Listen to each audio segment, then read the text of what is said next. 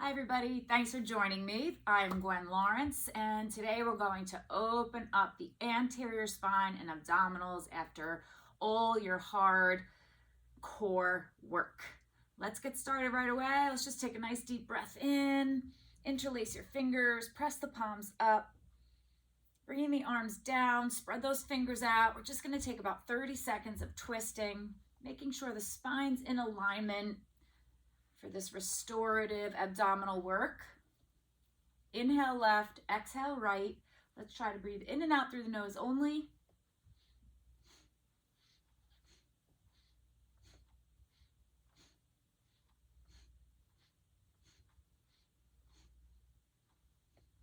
And then coming to center, roll over your legs into a nice down dog. It'll really help you if you have a block today. If you don't, it won't matter. We can still make do without it. So setting your hands, shoulder width apart, palms flat, fingers spread. Let's go ahead and press it into a downward dog. So pedal it out. And take a peek at your feet. They're in alignment with each other. You're on the balls of the feet. Take a look at your hands. They're nice and aligned. Fingers spread. So this is a really good one for your spine. Not just extension, but flexion too. Inhale, come forward into your plank. Drop the hips. Come into a toes tucked up dog. So pushing the floor away, shoulders back. You're not going to go as deep as you would in a normal up dog. And then exhale, down dog. And do that with your own rate of breath, about 1 minute. Inhale, I want you to exaggerate each pose. Exhale, keep it going.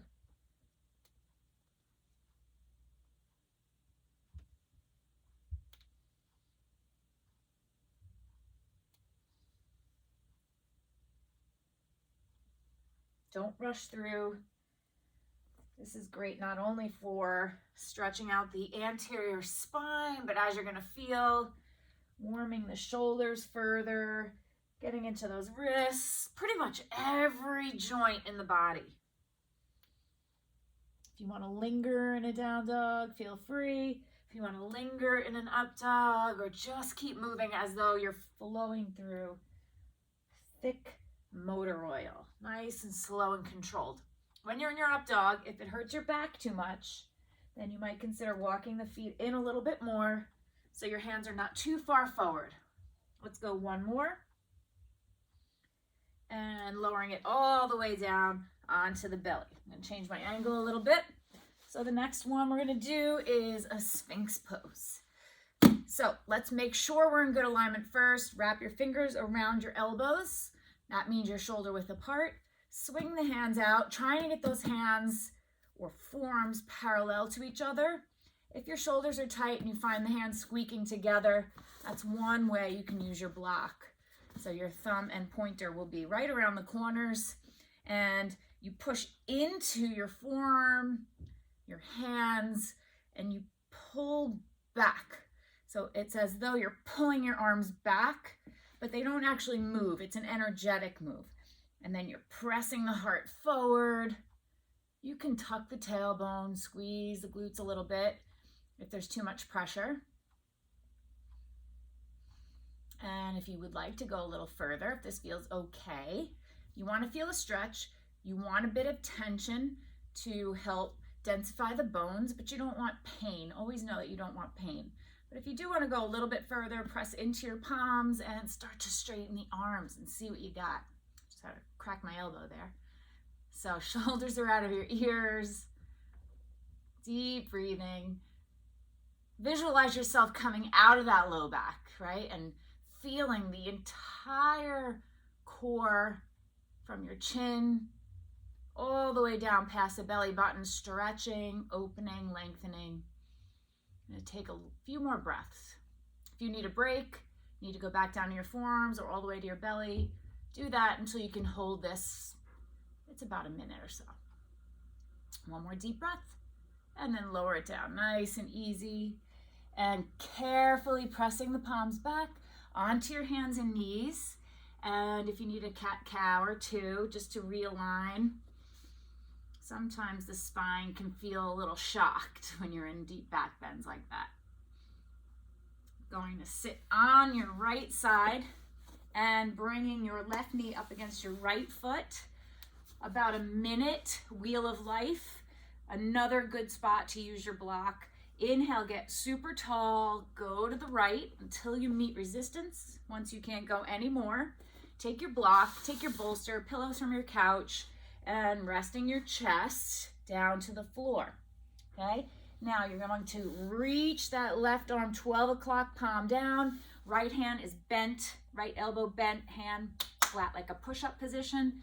Every exhale, you push into that right hand to rotate, realign, wring out the spine, stretch the core in that rotational direction, and relax here as much as you can.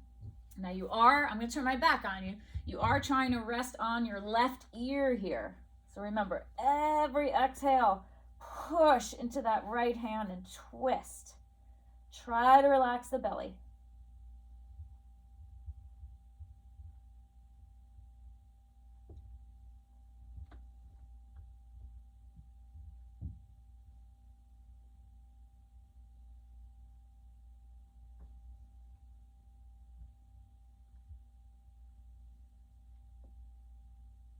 I just got a back crack. 2 more breaths.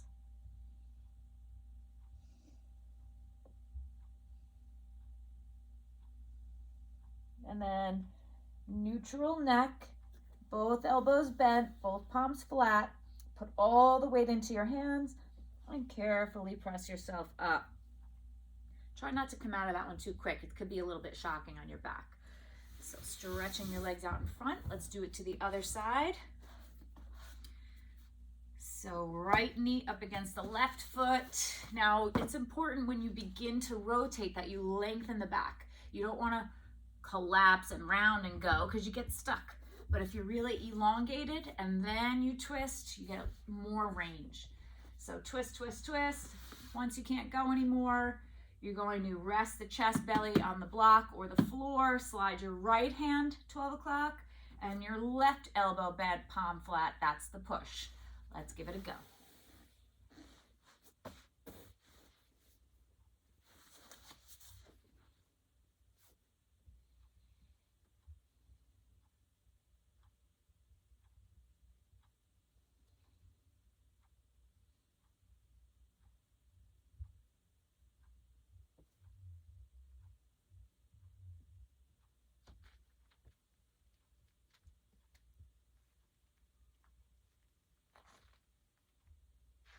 Two more breaths. Push, push. Get that whole right side body down. And neutral forehead to the floor. Hands flat. Carefully bring yourself up. Straighten the legs out. We got one more. So we did rotation, we did flexion extension. Now we're going to do lateral moves to stretch the core. So this is where it just takes it up a little bit if you use a block. If you don't have a block, just using it on the floor will be enough. So lying down onto your back, you're going to take that block underneath your hips. Now it's going to be a little bit low. I want you to stretch your legs out. And once you do that, you'll realize, oh, it might need to go a little lower. If there's pressure on your back or pain, block goes towards the feet more. Arms over your head. We're bringing ourselves into this X shape. Good, and left ankle over the right ankle. Now both butt cheeks stay down and scoot the upper body over. Right hand is going to grab the left forearm. So we're in a banana pose, but on a block. So not only are we laterally stretching the torso and the core, the obliques, but we're getting a little bit into those hip flexors because the block is there. Try not to grip your glutes. This is a great standalone pose. If you're a golfer, if you have any action in your sport that's over your head, if you play tennis, the deeper you breathe here, the better. And you might even find that maybe a couple breaths in, you can wiggle a little bit deeper, making yourself a more severe banana shape, crescent moon shape.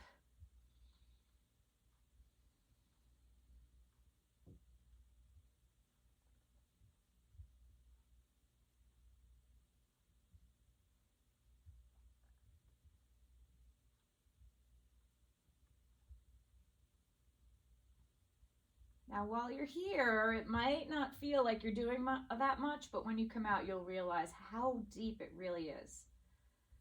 Take extra deep inhale.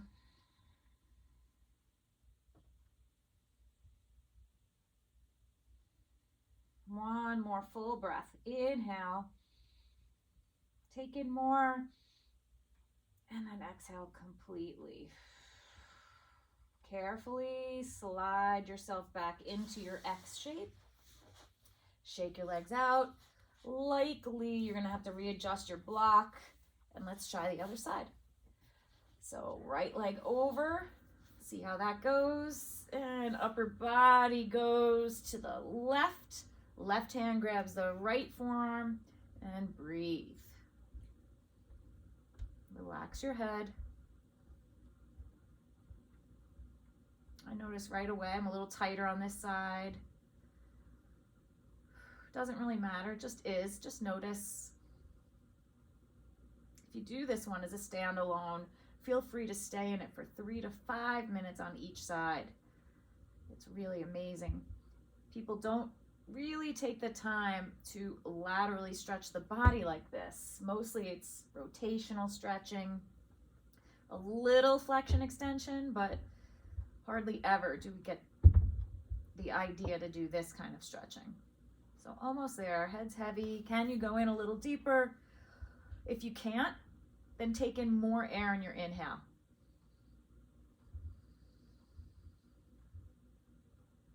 One more deep breath.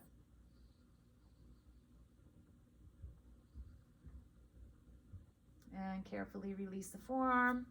Slide back into your neutral X. And then knees bent, feet flat. Take the block out. Knock the knees together for a breath or two. Roll it onto your side. Pressing yourself up to easy cross leg. So after an amazing abdominal workout, this is a really nice way to restore your body and get ready for tomorrow's work. I hope you enjoyed it.